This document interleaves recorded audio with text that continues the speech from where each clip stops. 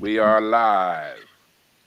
All right, perfect. Greetings, everybody. Welcome back to another installment of the Healing Brothers podcast. I'm one of your co-hosts, Brandon Jones, and today we got two special guests. We have Aaron J. and Aaron the Thinker, and also we have, of course, the other co-host, the legendary Sam Simmons.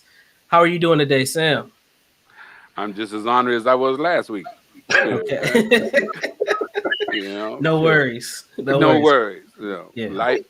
Life is good in Sammy world. Life is good. Got you. Aaron J., welcome to the broadcast. How are you today? I'm doing well. I'm excited about this podcast to see where it's gonna go, see what rabbit hole we gonna climb into. Absolutely. And then Aaron the Thinker, how are you doing today? Doing well. Honored to be here with the legend, the OG himself, Mr. Simmons. So, I already gave him his flowers early. Probably gonna give him some more, but no, I'm excited. I'm excited, and hopefully we can provide some constructive information out there to families and individuals that are going to be watching, so we can solve some of these problems because we got a lot of them, and we don't have time to not solve them. So, I'm ready to get started.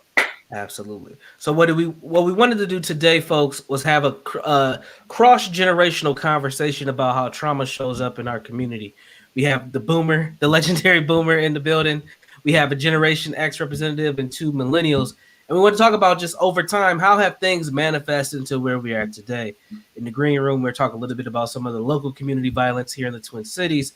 But we also have two people. We have one person representing Michigan and the other person who's from New York, but you're representing Virginia. Yeah, I'm DA? representing today. I mean, I live here, but I still got a couple connects in New York, so we can talk a little bit about Gotcha. East Coast, just East Coast. Yeah, We're going to East give you the Coast, whole East coast. DMV. So one of the things that we've noticed is that no matter where you are, Oakland, California, New Orleans, St. Louis, Richmond, Virginia, Ann Arbor, Michigan, Minneapolis, the trauma seems to be one of those connection points amongst Black folks. And it looks different in different places sometimes, but that connection, that connection that we have is usually through trauma. And oftentimes we hear in the Black community that we're not a monolithic group. We have all this diversity. But one of the things that ain't that damn diverse is the trauma that we experience, unfortunately. So we wanted to just bring a conversation and kick it off that from that standpoint and just figure out, where do we go from here? Because there is a generation, there's two generations really, but one main one that's not represented, which is Gen Z, and their experiences with racism, their experiences with anti-Blackness, their experiences just with the world, and it looks very different where they're currently at and where they're currently being cultivated. So we'll kick it off to you, Sam. What's on your mind?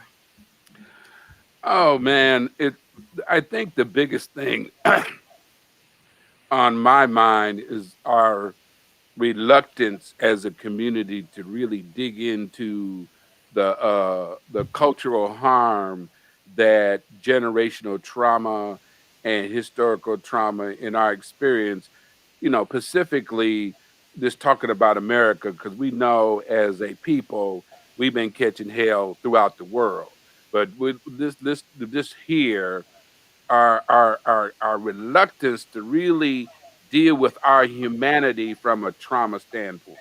I often say if you deny your trauma, you deny your humanity, because people hurt, human beings hurt.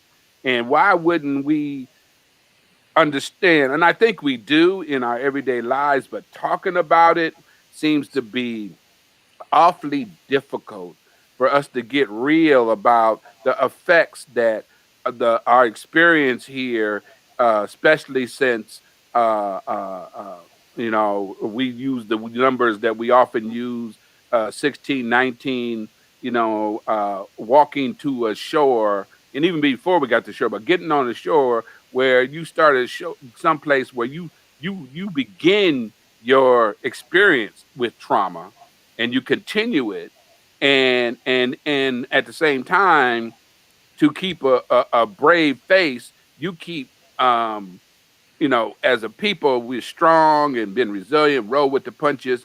But as a human being can only roll with punches so long before the punches start taking over them, right? And I've been so disturbed and scared about the fact of us not being able to really get honest about the effects of that trauma and what it looks like in our community. But we see it all the time. I get Facebook notice from people in the community about another child getting shot bouncing on their trampoline in the black community. And this has been going on for several weeks where you got folks who don't care enough about who's in the house driving by and shooting in homes. We've had this over years, and we keep talking about what we're going to do. Well, you cannot continue to ignore trauma and think that it's not going to affect generation after generation to the point where I don't even care enough about me, so I don't care enough about everybody else. But this is not all about me.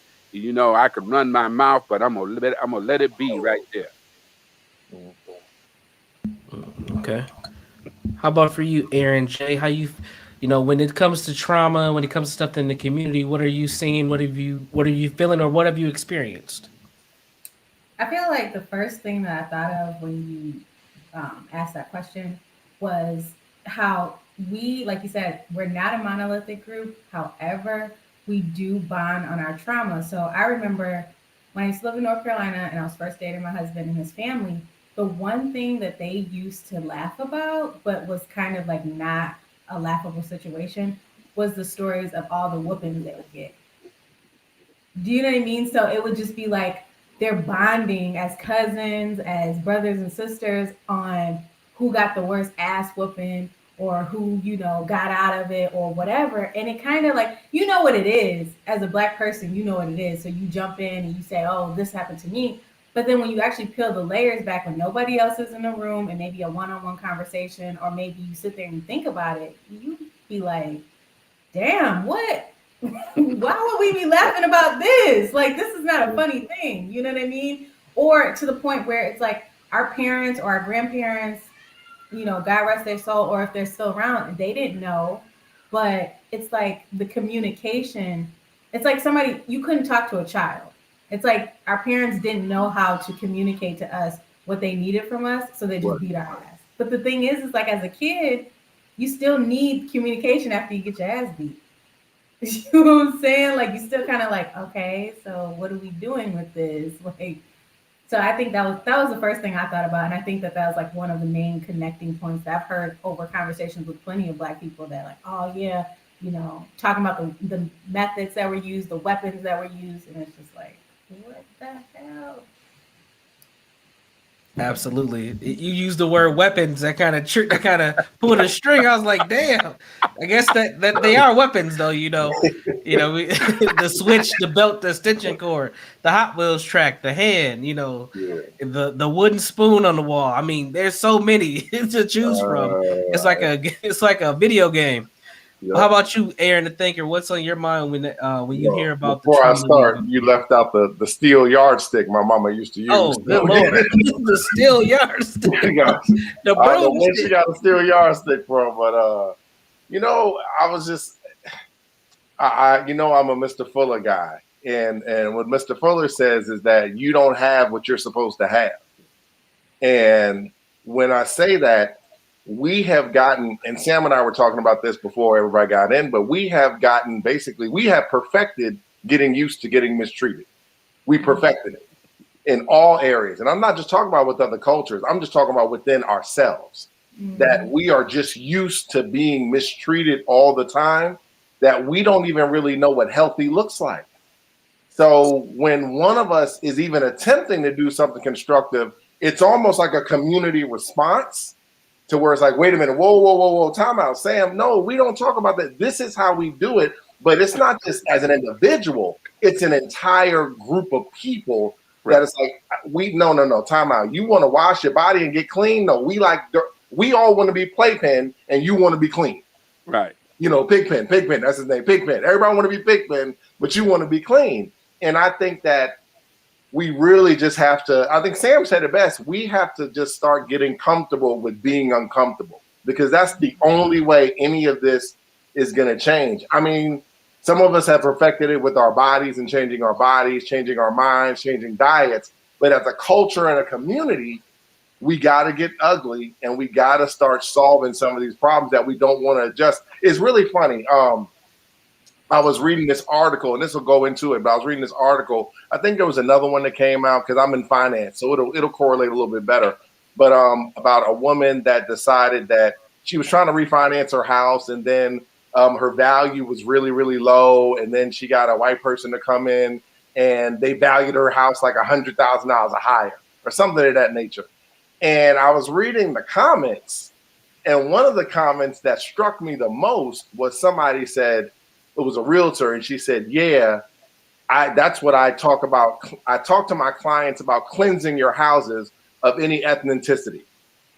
And my response to her is, I said, "That's a problem because we're not even allowed to be human. So what if my mom and my daddy just want to have African art on the wall? Who cares? But you have people in this country that have statues of Ben Tillman. This is what we're just used to be. We're just used to being so mistreated that we don't even know how to accurately to respond. And then I want to kick it over to Sam, but we are reacting to our mistreatment. We're not trying to solve problems. We're just on defense so much we don't even know how to throw a punch. We have no idea how to throw a constructive punch, and then we're petrified to do it because we don't know what our response is going to be. You know, so. Well, see, but the example you use, at least from my standpoint, is that external trauma, right? We're comfortable talking about that, right? Now, our response to that might be all over the place because you got either no response at all or over the top response, and that's a trauma response, right? All or nothing, right? So we've been fighting that external fight forever, but we got this kind of all or nothing response to that external piece. Is your response to the realtor was absolutely right. If I ever sell my house, I'm not taking my stuff off the wall. Now you can talk crazy to me all you want, but I'm gonna still get my money because because I don't have to sell my house, right? But the thing is those are those things that we can challenge real estate people. But the other way we challenge that is get more involved in those kind of areas at the same time, and Absolutely. start our own real estate agencies and stuff, and be willing to deal with the struggle of doing that, right? And not totally ignoring the skills that you can learn from white folks at the same time. It is not an all or nothing; it's a both and, right? Absolutely. So I don't spend a lot of time on the external stuff because we got a lot of folks addressing that, right? It's the internal stuff that seems to be when I'm talking about the struggle, right? Uh, um, the struggle of really dealing with how that makes you feel, because you're touching on that. How does that make you feel, and how does that affect how I deal with my own folks, right? Right. Because there's folks in real estate sometimes can do you just as much harm, right, as the white boy in your face, right? Because I've 100%. had that happen, 100%. you know, Absolutely. and so the thing is we're talking about the real deep kind of stuff because the thing is if we could get a handle on some of that internal stuff, even the way we fight with the white system would be different. If we could deal with some of that internal stuff, the white system would deal with us different, right? Because the system, even and people think that there's these little white people consciously trying to do stuff with us. But the thing is, if you throw enough stuff on the wall, you might figure out something. Ooh, that works. So we're gonna just do that, right? Right. So, and as a people, because of our trauma, we're so easily gaslit.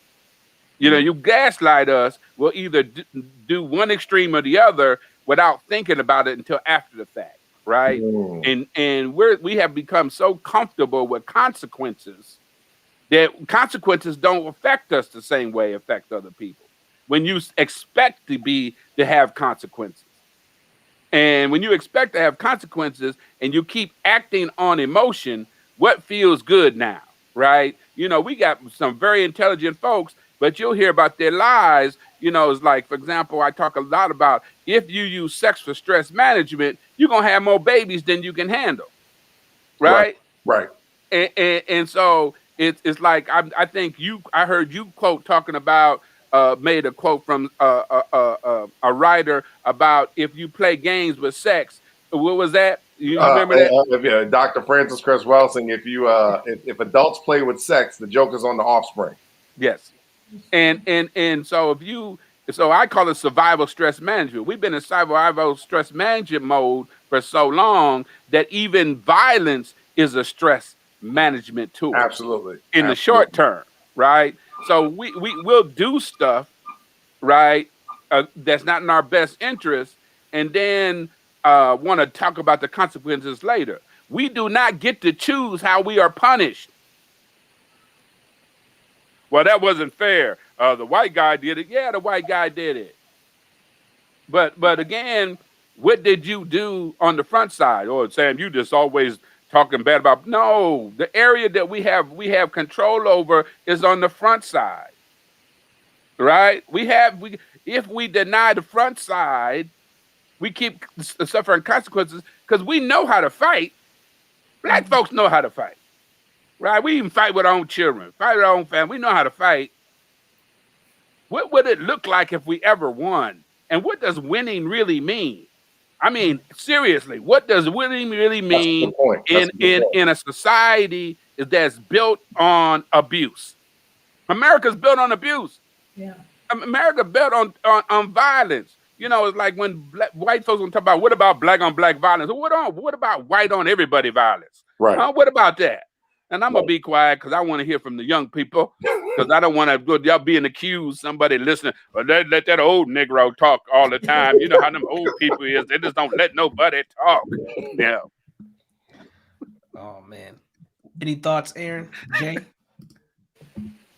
Yeah, I think that that's an interesting take on what he asked because I think that people individually think that they know what it looks like to win in this society.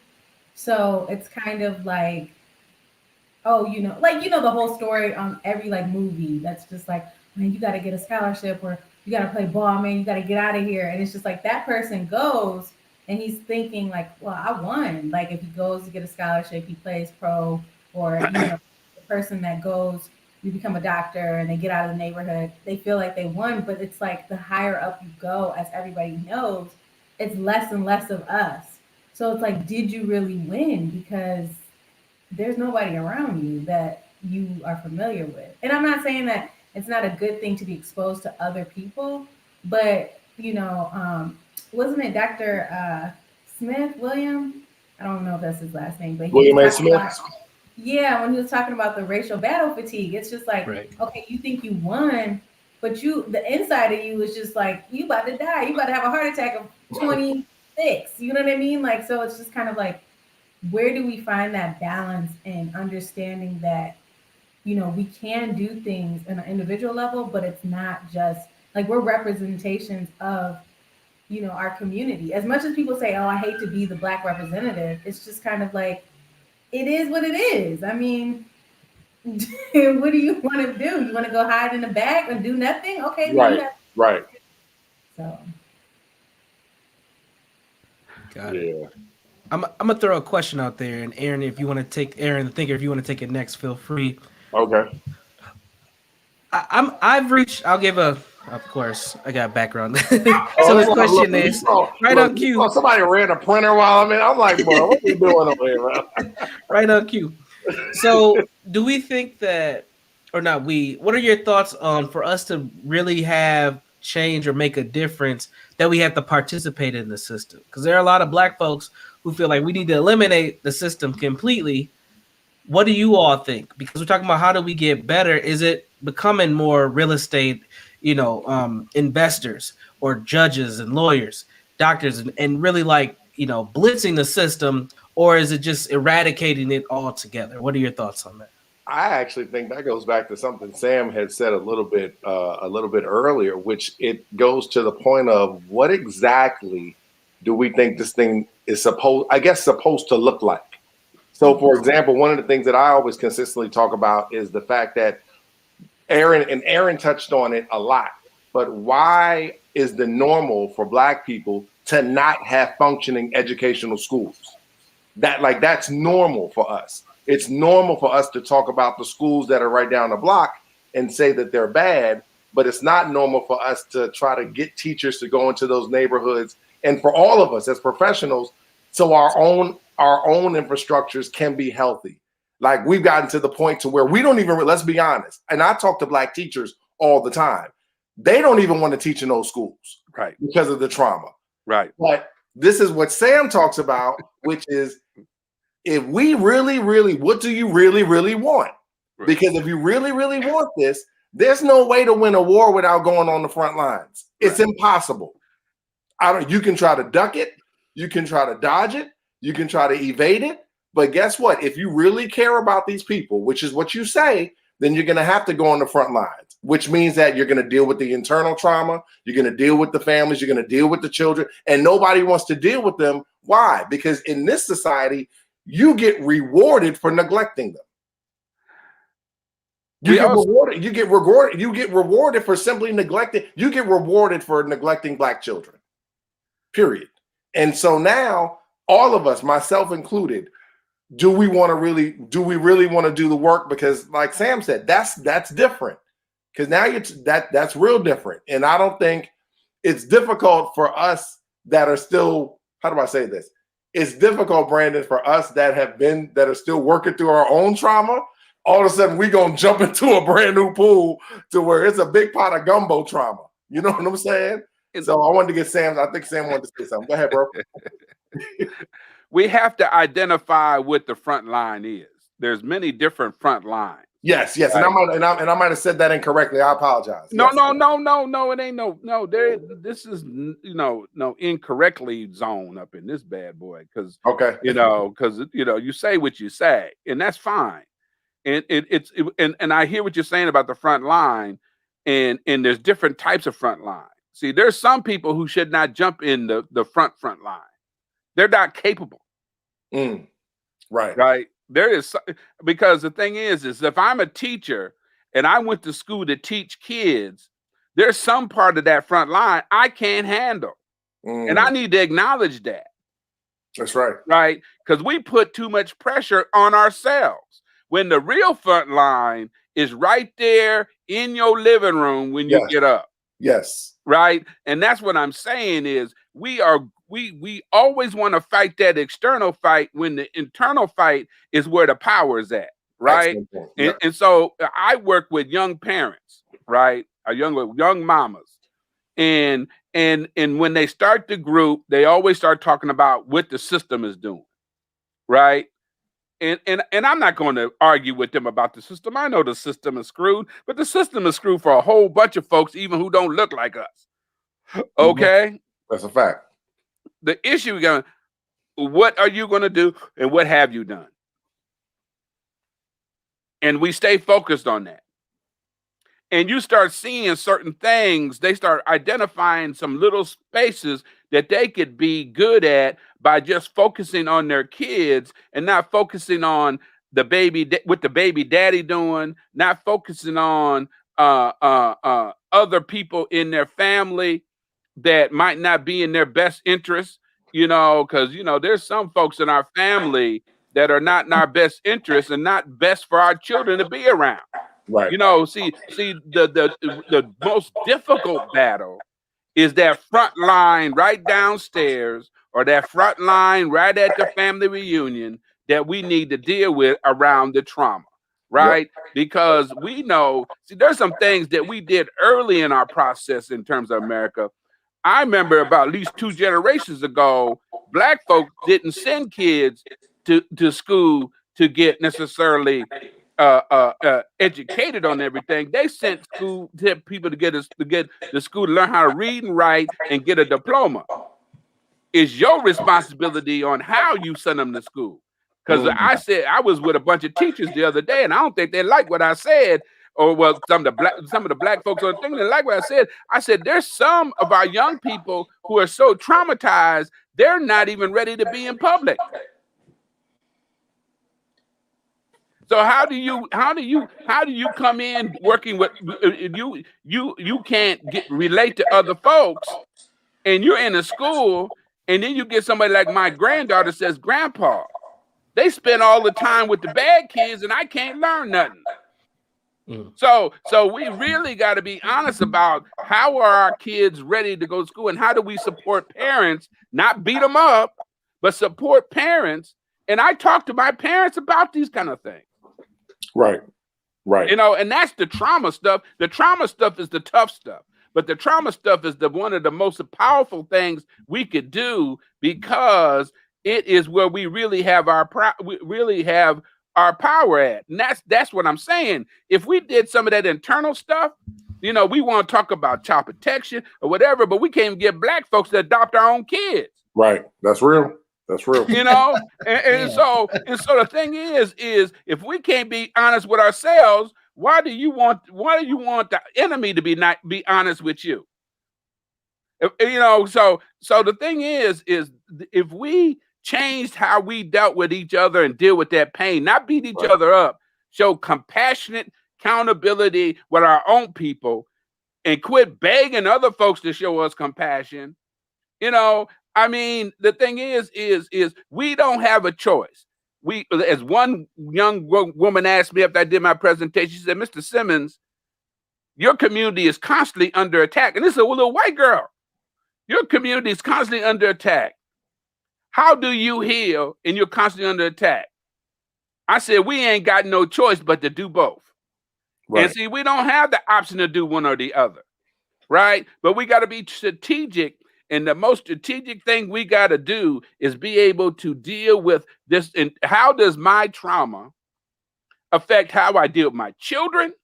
And I've heard you young folks talk about that. Mm-hmm. How did that deal with my relationships? That's healing. And see, the reason we don't get in line to heal is it's the most painful thing we can do once you done got used to trauma. But the thing is you'll get the biggest outcome in a shorter period of time if you do it and constantly do it. So that's all. Yeah. See, get me started. There it goes. Yeah.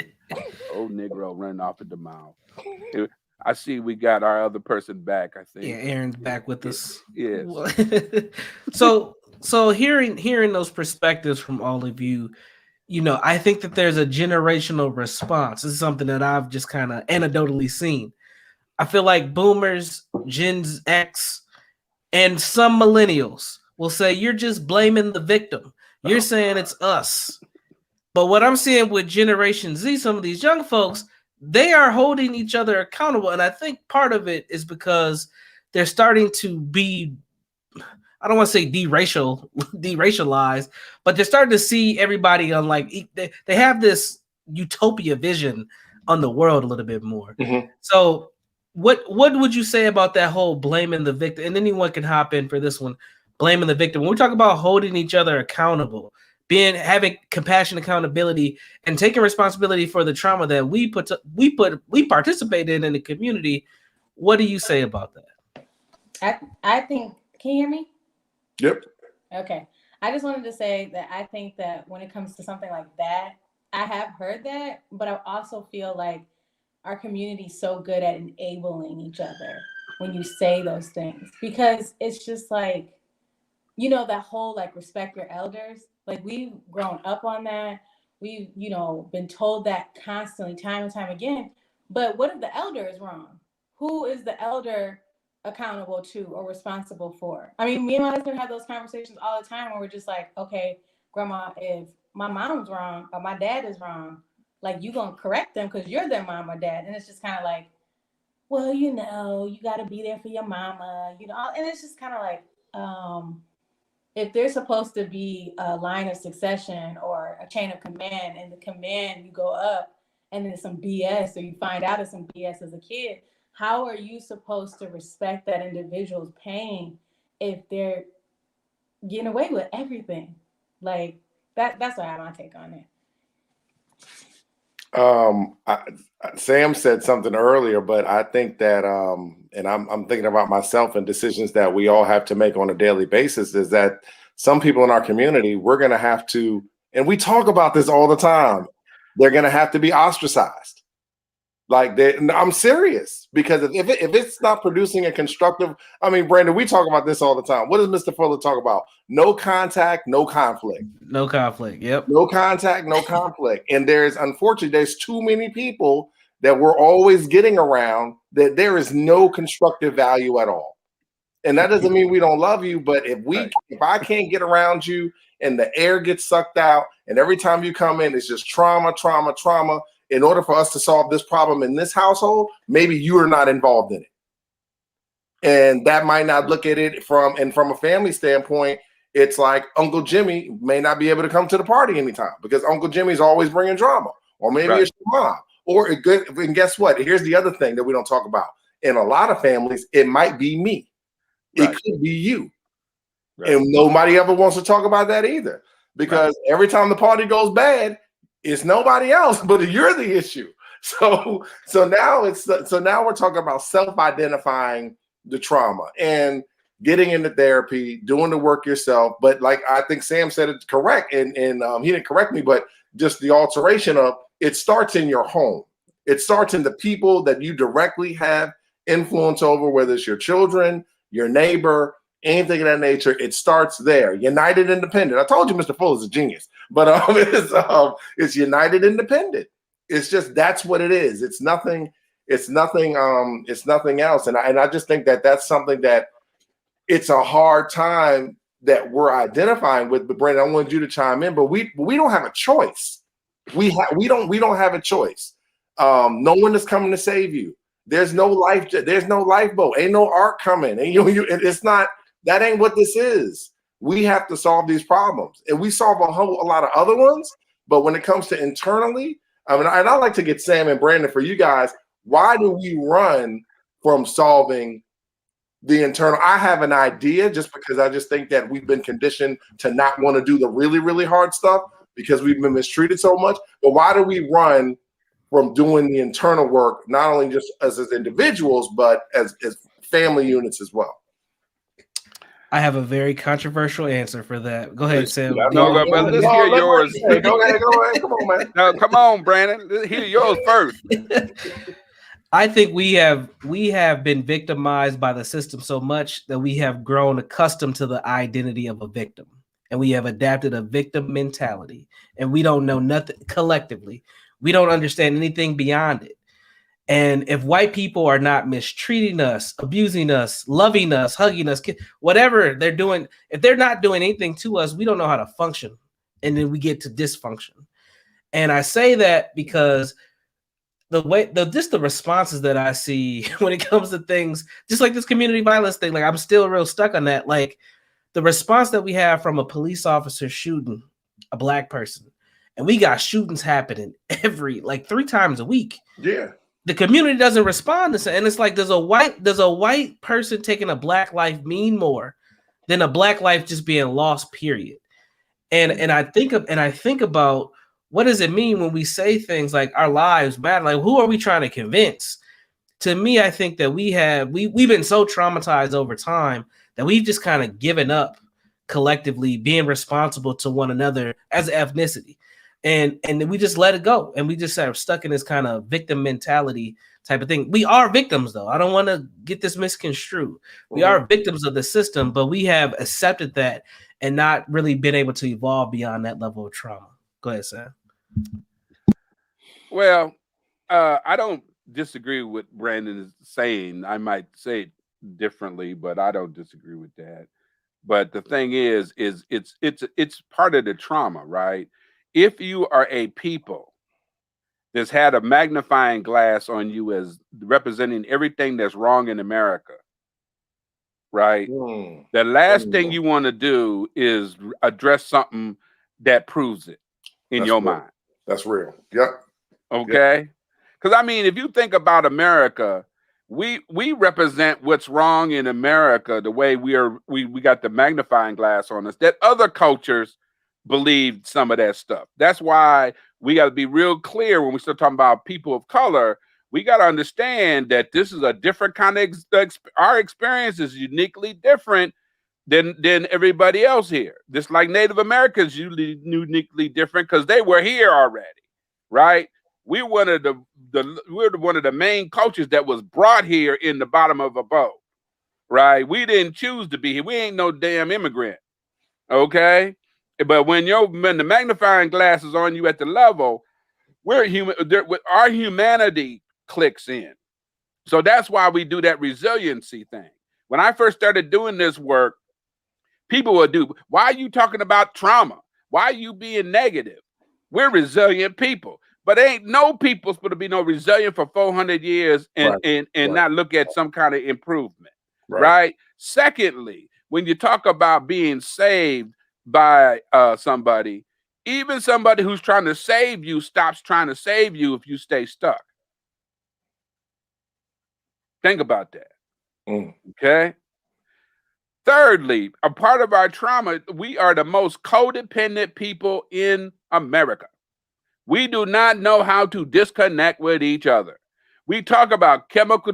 See, the thing is what's even worse is the way we talk about ourselves is defined by the enemy. The enemy has defined us to talk about ourselves in line of disparities. If we want to get a little few dollars, we got to talk about disparities. We got to talk about, the prison system, and we got to talk about the how bad the schools do. But the thing is when I started talking about, let's look at addressing trauma in Black folks as a way to empower them, even people in the community and people outside the community didn't know what to do with me. Because they were the powers to be were so used to giving money to the Black community to talk about the problems. Nobody was trying to hear nothing about healing a Black man. Because even at that time, even in our own community, when we start talking about what's wrong in our community, we start talking about what Black men ain't doing. We ain't never talked about maybe Black men hurt too. And maybe that hurt he shares with other folks. Right? But our codependency is built out of that collective idea. We're a collective people. We're there for each other. Yeah, man, we also are people who still lives our lives like we still in the slave quarters. Like we can't be free. That everybody got to talk the same because, master might be mad if we all talk different, and we still act like we in the slave quarters. We have a pedophile in the neighborhood. We act like we got to protect the kids from him by saying, don't slit on Uncle George's lap. Nah, man, you got to do, you don't have to, That's what I mean. That's what I'm talking about. Yeah. You don't have to kill Uncle George. See, we so extreme is all or nothing. We don't have to kill Uncle George because Uncle George is a victim too. Because we continue not to deal with the lies, we continue to victimize each generation, and our response is either do nothing at all, or overdo it, or we get so tired of letting Pookie back in the house. Pookie can't. My family stopped dealing with me when the 1 year when I bought my house, I bought my second house, okay, in my second marriage, okay. I'm a little bit more smarter then. Okay. We I didn't have a lot of furniture, and we had Thanksgiving at my house for the first time because I'm not a celebrating the holiday kind of dude. We had both families, right? And I had a brother, God rest his soul, who was a nickel dime drug dealer, right? And I would tell him, when you come to my house, don't be selling no drugs out my house. So, he would like call people to meet him down the corner and all. Man, if you can't let that drug stuff go long enough to be at the house and you can't stay here. Right. And then I had another brother who had a problem with crack and real problem. And I said, well, I don't know if he can come. He go tell my mama. Mama say, well, baby, we only get together so often. You should let him come. She broke me down. I let him come. I said, but he can come. His girlfriend can't. And he called mama again. Right. Baby, why can't his girlfriend come? Right. We don't get together that much, and it really make me happy to see all of us together. Well, we don't like each other like that, but she want to believe it, right? And I told her, girlfriend can't come. She said, well, why can't she come? I said, I can only watch one at a time. Right. Right. Well, I ain't coming. I said, well, have a good holiday without me, mama. Right. And my brother who drug dealer, I literally would throw him out the house so much during the holiday because he couldn't stay that his girlfriend started bringing Tupperware. She says, and fixing her a plate before we would eat. And I said, what are you doing that for? She said, you're going to throw him out because you don't play. And everybody would say, why don't he act that way at my house? Because I'm not playing. If you don't set limits, folks will take advantage of you. But that codependency, that kumbaya, and all this other kind of stuff, and my brother who had the issues with drugs and that kind of stuff, he doing well. And later on told me, he said, you know, you did the right thing. Right. But that compassionate accountability, because when we do show any kind of accountability, we're harder on our own babies and everybody else when we show them accountability. And sometimes I've been in schools and the white folks say, well, pull me aside and said, you know, teacher so-and-so really hard on the black kids. And it'd be a black teacher because she embarrassed by the way the kids act. And then they taking them in the corner, calling them little motherfuckers. Little motherfucker, you know we don't play that at your house. It's like, man, it's like, no, you just repeating the stupid stuff that they done left home with. Right. Where does a child supposed to be safe? If I'm not safe at home, when Aaron J was talking about beating the planet, when am I supposed to be safe? I ain't safe at home because you beating me down and I can't say nothing. I ain't safe in the community because they beating me down because I'm trying to get an education. I'm not safe in the street because they beat me down because they treat me like they treat everybody else. When am I supposed to feel safe? And if I never feel safe, why do you think I'm supposed to act like I care about you? I have something to say to that.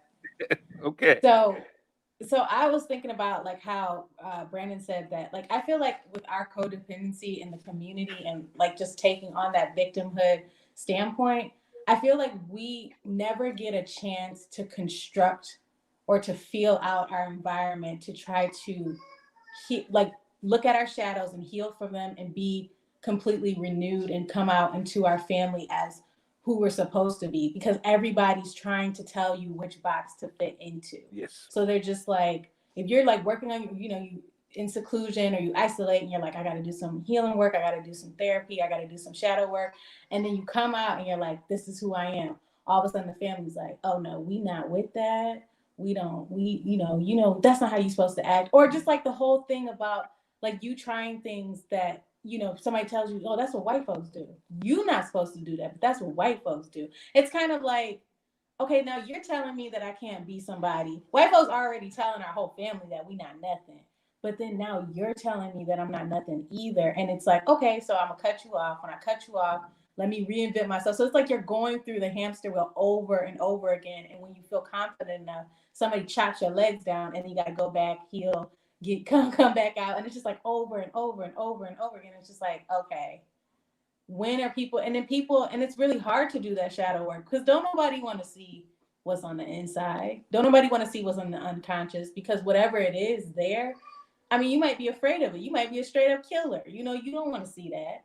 But the thing is, it's like you have to see it so then you can heal other people. But other people, like what Sam, you said, your mama was like, I want to believe everybody gets along. Like, we don't like each other. And I'm into astrology and karma, so I know half the people in my family, it was karmic love that came in, and I knew when we got into human form that I didn't really like them.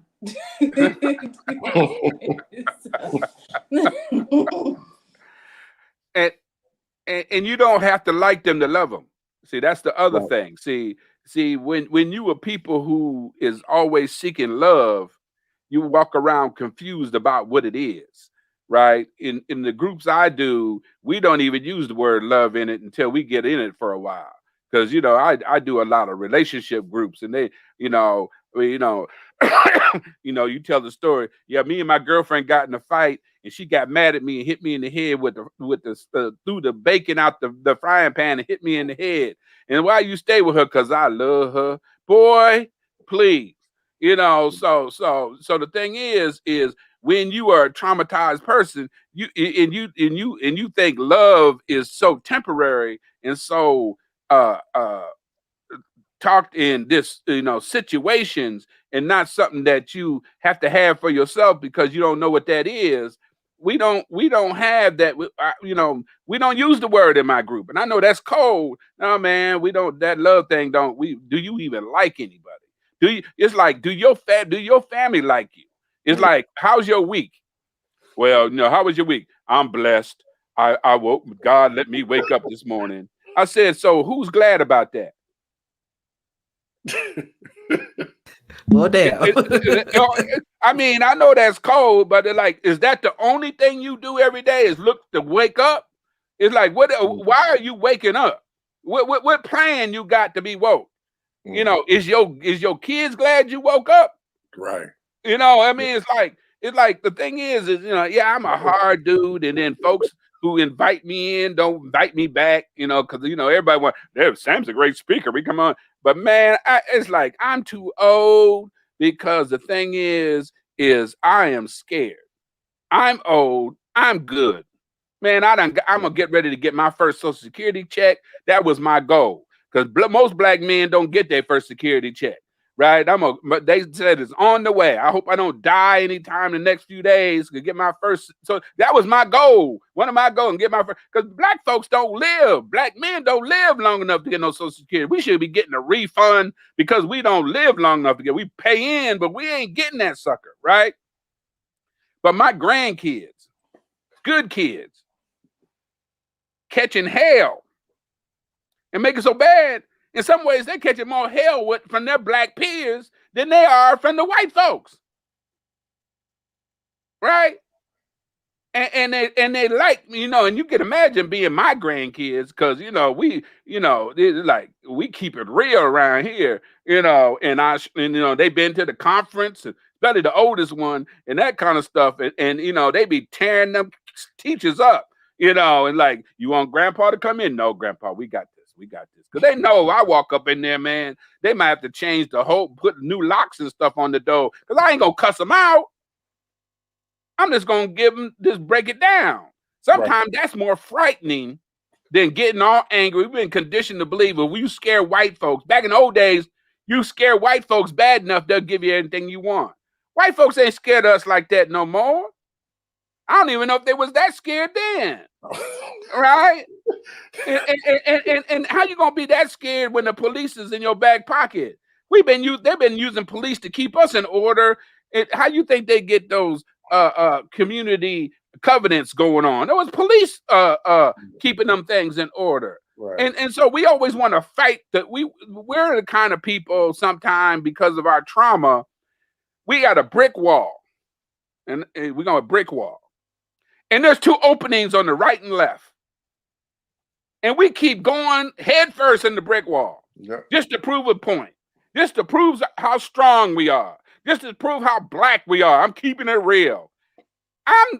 But we won't step back and look at the big picture.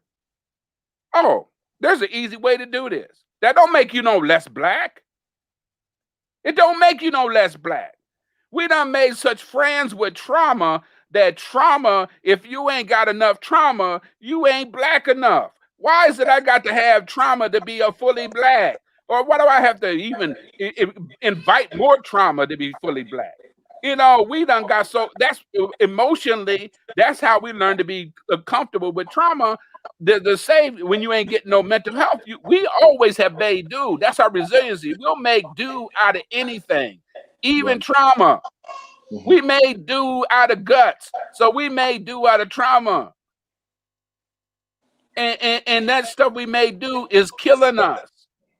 So in the other thing, because we're codependent, we don't know how to be by ourselves. Mm-hmm. That's painful.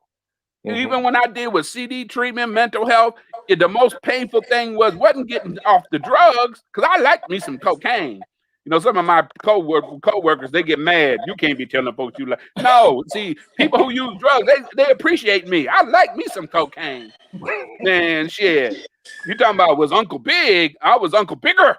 Okay, so I love me some cocaine. I just didn't like the consequences. Right.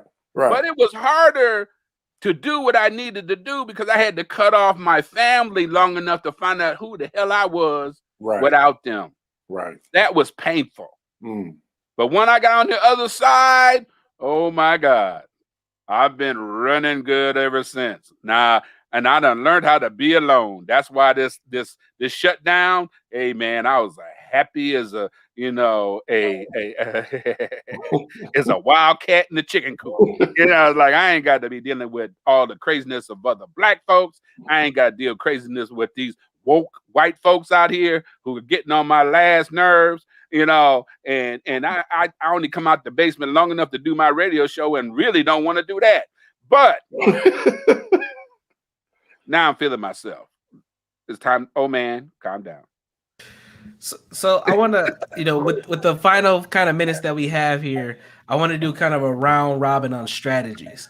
We talked about healing. What is something that what is just one thing that you would suggest to another Black person or even to your younger self on how to deal with some of the trauma that we see in our community?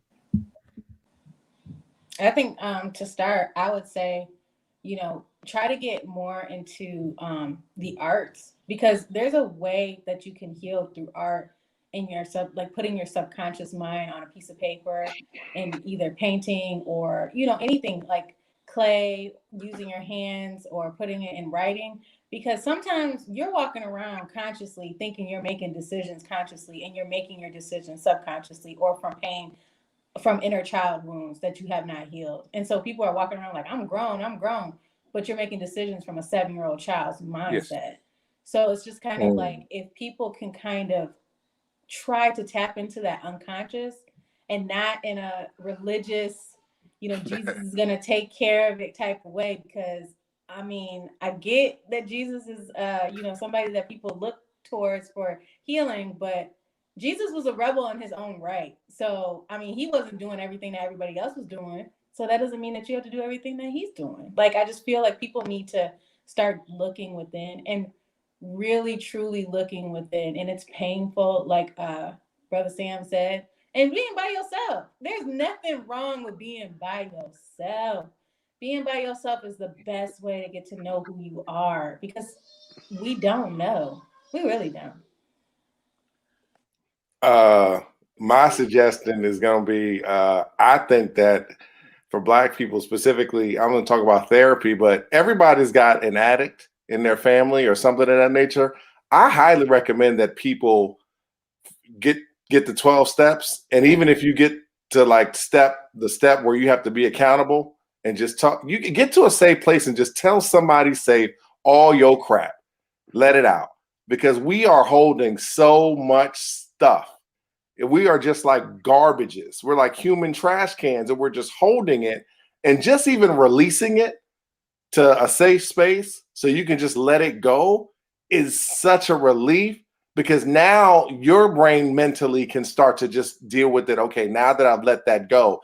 And the reason why it's very helpful, because I went through some of those things, is because you're not lying to yourself about anything. See, we have perfected the image of saying we're okay, but in reality, we're not. And you got to get, if you ever been in those meetings, it sounds like Sam's, but if you're in those meetings, you're going to start to hear stuff, and you start to deal with people, and you like, man, I thought I was going through stuff. But I tell people, you have to hear these experiences, because it makes you more comfortable saying, hey, it's not just me. There's other brothers and sisters around me that are unhealthy too. But I'm looking at a brother like Sam, you know what? He got through that. I can get through it too. But you don't get there by not releasing it. You got to get, I'm in therapy. I'm in coaching. I highly recommend therapy. Just get with somebody, and the stuff that you don't want to talk about, the stuff you want to run from, that's the stuff you need to be talking about, because that's probably going to be the gateway to you developing better, healthy relationships with the people you love, or you've been in a clear enough mind to do what Aaron says, is like, you know what? I'm so healed. I don't need to be around you, and I'm cool with it. It can be one or two things. It's, you know what I'm saying? I don't have to deal with you. You're unhealthy. I don't have to deal with you. That's okay. But we have to get to those safe spaces too. And it's funny, and I want Brandon but it's when I see Black people partying all the time, that's what I think about, is nobody wants to deal with your stuff, because the statistics show we're all dealing with some stuff. What are we partying for? Why are we always having all these goddamn get-togethers? A reason to celebrate. A reason what we celebrating for? Why are we celebrating? We outside. We outside. They say like 75% of Americans, forget black, white, of Americans don't have $1,000. 75%. So if we got 330 million people in the country, 280 million of them don't have 1,000. What are we celebrating? What are we doing? But you got to get to that point to where you even stop lying to yourself and you're like, okay, I am just being insane with myself. But that takes a lot of self-work. Like Sam said, that's you being by yourself. Your kids ain't running around. That's a lot of we've been there. That's a lot of weekends. You just sitting around, you walking, you jogging, and you just like, man, I've got to deal with this stuff. I can't always be around people. Aaron got to deal with Aaron. Brandon got to deal with Brandon. Sam got to deal with Sam. Aaron got to deal with Aaron. So I hope that was constructive. I hope that helped somebody. Yeah, just to kind of connect both of your points, my answer to the question, then we'll give it to Sam to close us out, is we have to be able to understand what our personal boundaries are. I think a lot of times we discover our boundaries once somebody crosses them. And the way that I define boundaries is just your expectations on how you expect others to treat you and how you treat yourself. But the key to that is you have to be able to articulate what that boundary is, especially when you're dealing with other traumatized folks, because they're going to take it personally. You have to be okay with accepting however they take it. You have to be okay with just accepting whatever their reception is of your boundary. It's okay because it's for you and your healing. And from there, once you're able to, set that boundary, you have to articulate it in a way that keeps you moving forward. So that's going to be my solution: is being uncomfortable with being comfortable with your own boundaries. How about you, Sam? Well, I'm, since I'm the old dude, and and I talk about that a lot, being an old dude, because I mean it. A lot of the folks I grew up with didn't make it this far, right? And especially as black men, and if they did, they're not in the best of health. A lot of them, right? So I'm proud to be an old black dude, looking good as I do, and so. But I hear all of you, because like when Aaron was talking about the arts, do you understand that the arts was the only thing that used to save kids that when I grew up in school? That was the only reason I went to school, was to go to band or to go to choir or to go to art class. I ain't went or go to wood shop class. I didn't go to school to learn no English. Those things kept me in school. Right. And think about the first things they took out of our schools. Was the arts. Okay, the creativity. One place you could be creative without somebody saying you had to be a certain way. Right. So I thought I needed to say something about that. I'm not necessarily a 12-step person. I just thought I'd let you know that. I believe in the 12-step. I think it works for a lot of people. Right. And so I support it. Absolutely. I just didn't do it because, I just ornery that way. And the only reason I bring it up is, see, again, in normal situations, I say I'm not a 12-step person. That could start a fight in amongst black folks. What you mean? Something wrong with 12-step? No, I'm not saying that was wrong with 12-step. Right. It just not where this wasn't what I do, but I believe it, and I've seen it help people, and it helped many people in my family. We have to even broaden it past that, because there's not a lot of people who gonna go see no therapist, and there are not enough of them out there. Right. So I think it's imperative that some of you, us old people, get a little bit clear on how we can support folks. Some folks just need to be listened to without being judged. Yes. To give that opportunity to say what's going on. Because I don't work that hard in the groups I do. I just throw the question out and let them go for it. And next thing you know, the brother eyes light up. You can see it. The eyes light up because it came out their mouth, not mine. Right? Giving them the opportunity to say, look, you've done some crazy stuff, but even what you did, even though it was horrific, if we look at your life, it made sense in the moment. So now how do we, so you validate people's experience without beating them up. Right. Right. And they are more open because we have shut our people down, that even when they want to speak, they don't feel comfortable without being attacked by their own, and not even being attacked by the so-called professional that they go to see. I've seen black professionals who ain't dealt with their trauma and get triggered in counseling sessions on clients. Okay. And so the thing is that we have to have that space. It's got to be self. You know, we talk about safe space with white people. See, again, I ain't got a conversation for white people right now because more every time you put them in our conversation, good or bad, the conversation go bad, It's true. right? And so, and so, when do we need to talk about safe space for us to be honest Yes. Yep. Mm-hmm. with each other and be honest with ourselves? And one last thing, there's this exercise that I haven't been doing much of, and I should really do more of it, where I call the trauma list. The white trauma list, whatever you think the white trauma list look like. In the black trauma list, the most traumatic thing that you can think of now that you understand what trauma is. The thing is when the people look at the list and see in most of the cases that their black trauma list is much longer than the white trauma list, what do you do with that? When you realize that a lot of the more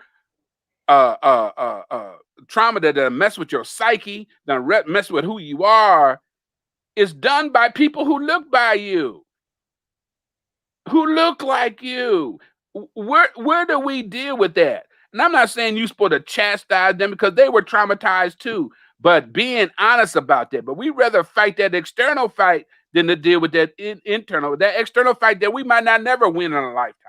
Right. But that internal fight, we can at least get on the path of winning in our current life and actually stop sharing that craziness with our kids, with our offspring, with our community. So it's really about how responsible we want to be to ourselves, which in turn, how responsible we be with everybody else. And one last thing, I think I can't say that before, but we really, really need to examine what leadership really is. I see leadership doing what you believe and hope and pray that everybody else catch up. If Martin Luther King didn't believe that, there wouldn't have been no Martin Luther King, because a lot of folks wasn't trying to hear that nonviolence, but he did it anyway. He believed it, and see, people missed that point.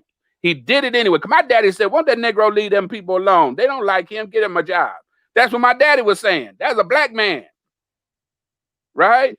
So the leadership is, if you really believe what you believe, do it, lead. And if we're lucky, they'll catch up. I'm done. I think that absolutely, that might be a good place to stop. Any final thoughts from either one of you Aarons before we close out?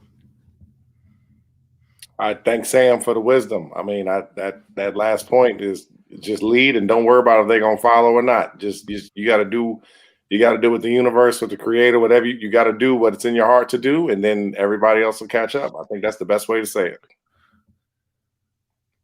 Absolutely. All right. Well, that's going to do it for another installment of the Healing Brothers podcast. Thank you for tuning in. We'll be back next Sunday, 3 p.m. Central Time.